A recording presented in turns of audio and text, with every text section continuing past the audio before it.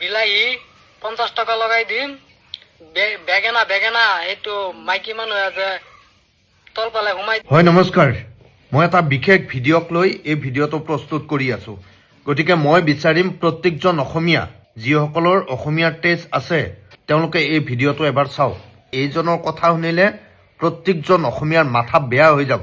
মই কৈ আছো যে অসমীয়াৰ ধান খেতি যেইখিনি কাটিব লাগে 1000 টকা, সেইখিনি এতিয়া 5000 টকা ল'ব।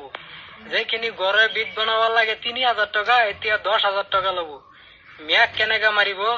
অসমীয়া মৰিব। চব্জিৰ দামটো এতিয়া বঢ়াই। মিয়া নমৰে বোলে, অসমীয়াহে মৰিব। এইজন মিয়াই অসমত থাকি ক'ত সাহস পালে অসমীয়াক এনেকে ক'বৰ কাৰণে? কেনেকৈ সাহস পালে? আৰু য়েছ, ডক্টৰ হিমন্ত বিশ্ব শৰ্মাই যিটো কৈছে মিয়াক শাস্তি দিব লাগে, মিয়াক কষ্ট দিব লাগে, মিয়াক 5 টকাৰ ঠাইত 4 টকা দিব লাগে, য়েছ মই এগ্ৰী।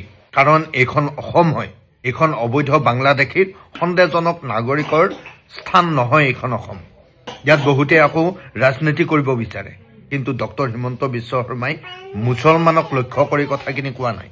যিখিনি বাংলাদেশী মূলৰ যিখিনি মিয়া আছে সেইখিনিৰ কথা কৈছে, সেইখিনিক আমি কষ্ট দিব লাগিব। সেইখিনিৰ কাৰণে অসমত কিন্তু আমি স্থান নিদিওঁ। মই অসমীয়া হিচাপে কিন্তু তেখেতৰ কথাত মই এগ্ৰী, কাৰণ ভৱিষ্যত অসমৰ কথা জড়িত হৈ আছে ইয়াত। আজি যদি মিয়াই এনেকে ক'ব পাৰে আৰু 5-10 বছৰৰ পাছত এই অসমত তেওঁলোকৰ ৰাজত্ব কেনেকুৱা হ'ব প্ৰত্যেকজন অসমীয়াই অনুমান কৰাটো দৰকাৰ। আৰু কি কৈছে শুনক, অসমীয়াৰ নাৰীক লৈ এখেতে কি কৈছে শুনক। বেগেনা এইটো মাইকী মানুহ আছে তলফালে সোমাই দিয়ে, সেইটোৰ দাম 300 টকা বঢ়াই দিম। সব দাম বঢ়াই দিম, মই চাওক কেনেকুৱা মন্তব্য কৰিছে নাৰীক লৈ এজন মিয়াই অসমত থাকি। অসমীয়া সজাগ হওক, নহ'লে কিন্তু এদিন এই মিয়াই কিন্তু আমাক ভাবিব নোৱাৰা অৱস্থা কৰিব।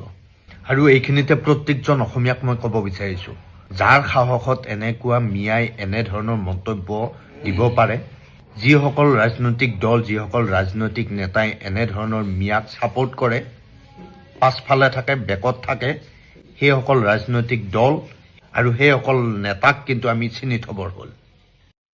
এতিয়া শুনিলে না কি কৈছে? মিয়া মানুহটো কৈছে 10 টকাৰ বিলাহী 20 টকা ধৰিব, বেগুনবিলাক কিবা কিবি কৈছে, বেয়া কথা কৈছে। কথাটো বেয়া কৈছে, এইটো কথা ঠিকেই। আৰু 3000 টকা ধান খাই 10,000 টকা ল'ব কৈছে, 5000 টকা ল'ব কৈছে, 15,000 ল'ব কৈছে।